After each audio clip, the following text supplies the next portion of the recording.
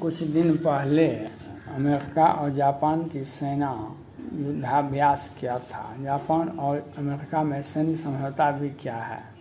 अब एक द्वीप पर जापान की संसद द्वारा द्वीप पर अपना दावा की पुष्टि करते हुए एकाधिकार प्राप्त किया। इससे चीन बौखला गया है। चीन ने जापान को धमकी देते हुए अपने सेना को जापान की ओर को सबक सिखाने का आदेश दे दिया है। जापान भी पहले से इस तरह का अपना एकाधिकार दिखाता आया है। इसके पहले भी चीन के नेवी ने युद्धपोत को जापान नेवी से उसे खदेड़ दिया था, जबकि इसके पहले भी चीन युद्धपोत इस द्वीप तक पहुंच गया था। प्रशांत महासागर के क्षेत्र में चीन अपना दबदबा बढ़ा है, लेकिन चीन से अमेरिका के आने से इसमें एक नया मोड़ आ गया है। अमेरिका ने अपने 3 लाख सैनिक को इंडो पैसिफिक के इंडो पैसिफिक में अनेकों युद्धपोत को तैनात कर रखा है। चीन अमेरिका को भी धमकाता है, इसे क्षेत्र में से निकल जाने का आदेश भी देता है, लेकिन अमेरिका पर चीन की चेतावनी का कोई असर नहीं पड़ता है।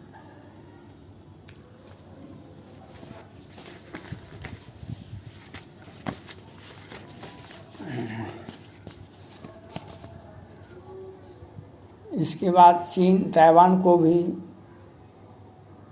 सबक सिखाने के लिए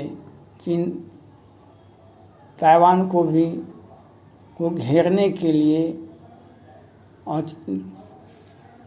ताइवान को चुनौती दे रखा है। अब जब जापान से युद्ध होना तय हो गया है, अमेरिका भी जापान से दोस्ती के साथ साथ सैन्य समझौता है।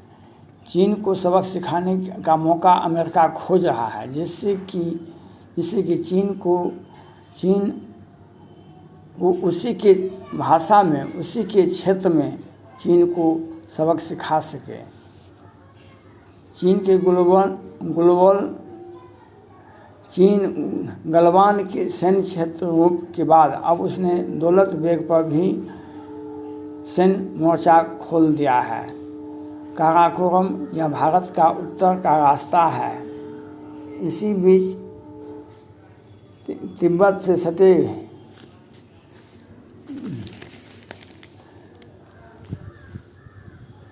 पूर्वी लद्दाख के इलाके में एलएसी पर अतिक्रमण कर बड़ी संख्या में चीनी सैनिकों की मौजूदगी का जवाब देने के लिए भारत ने भी अग्रिम मोर्चे पर तैनात अपने सैनिकों की संख्या में इजाफा कर दिया है।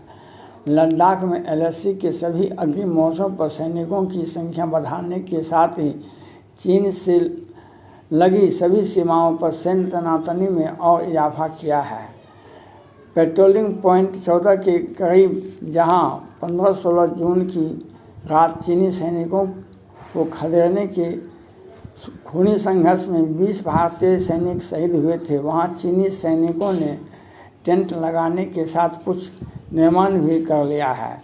दौलत बेग, ओल्डी और डेप्सांग के इलाकों में भी एलएसी की मर्यादा का अतिक्रमण कर चीनी सैनिक बड़ी संख्या में मौजूद बताए जा रहे हैं। इसलिए भारतीय सेनाओं की संख्या अग्रिम मोर्चों पर एलएसी पर और बढ़ाई गई है। सैनिक साजो सामान और सैन्य वाहनों का जमावड़ा भी इसी अनुरूप में बढ़ाया जा रहा है।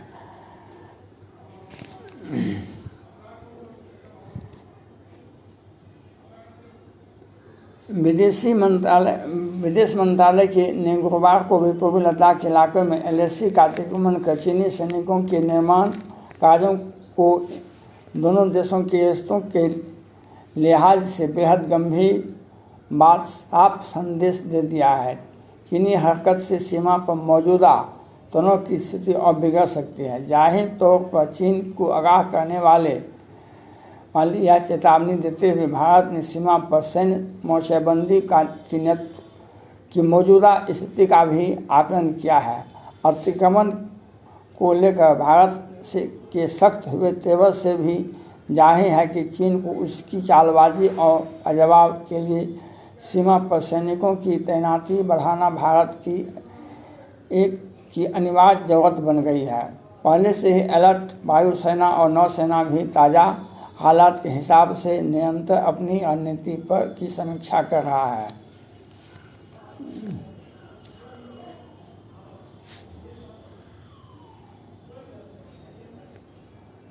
गलवान घाटी की घटना के बाद भी एलएसी पर चीनी सैनिकों की मोर्चाबंदी से पैदा हुए हालात को 2 दिनों तक जायजा लेकर सेना प्रमुख मनोज मुकुंद नरवणे गुरुवार को लद्दाख से दिल्ली लौट आए। एलएसी पर स्थिति को देखते हुए सेना प्रमुख ने बुधवार को ही अग्रिम मोर्चे पर तैनात सैनिकों को पूरी ताकत से डटे रहने का हौसला भी भरा था।